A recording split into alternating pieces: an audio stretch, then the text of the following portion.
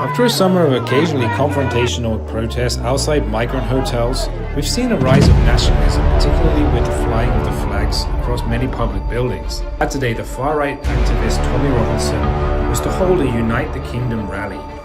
It was to be the largest of its kind in many years in central London, so I went along to see if I could meet people at the march and find out what their reasons were for coming along.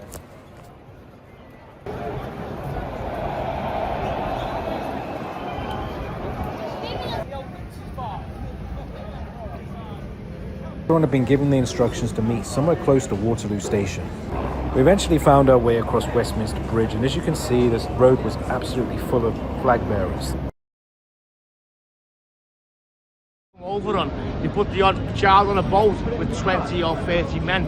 So I want to stop that. That's the only reason I'm here for. This country is full. We've got enough people already, mate. You know what I mean? I was also wondering if there was far more to this march than a simple protest against these migrants, because actually these feelings have been lying around social media for the past few years, and it seems that they've really been brought to a head, not least because in the past week the American right-wing influencer Charlie Kirk was shot dead, and this seems to have just given the movement even more impetus.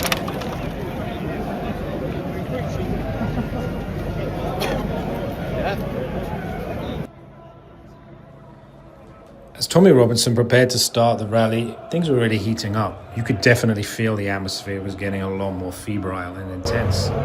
Still,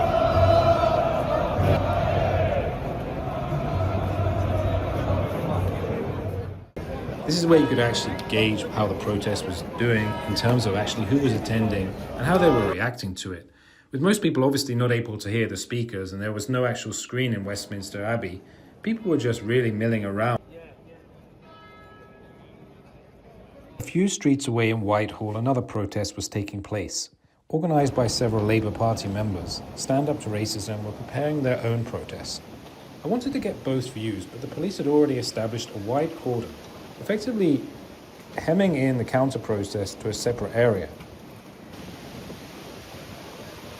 It was all in stark contrast to the Unite the Flag march. People on this march told me that they wanted to protect Britain, and they wanted especially to protect the children, as if they were currently under attack. You've got our legal people who come to legal channels, fair enough, but people coming over on the boats, migrants, getting hotels, getting phones, this, that and the other, that needs to stop. At the same time, the opposite side here were telling them that they were all fascists and racists. But on this occasion, Robinson's side could definitely declare a victory, with the police putting the attendance at 150,000 approximately.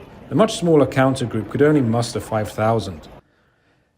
As the march finished, there were flashes of violence. A small group had broken free and were approaching the anti-demo. Robinson has now declared the march a victory and a great success, vowing to go one step further when he has a new march in the future. It's bound to ignite the same kind of questions. How do we deal with this situation, which only seems to be getting worse and that even the politicians can't fix? On the other hand, do we really want to see a return to this kind of overly nationalistic flag waving, which clearly has racist undertones?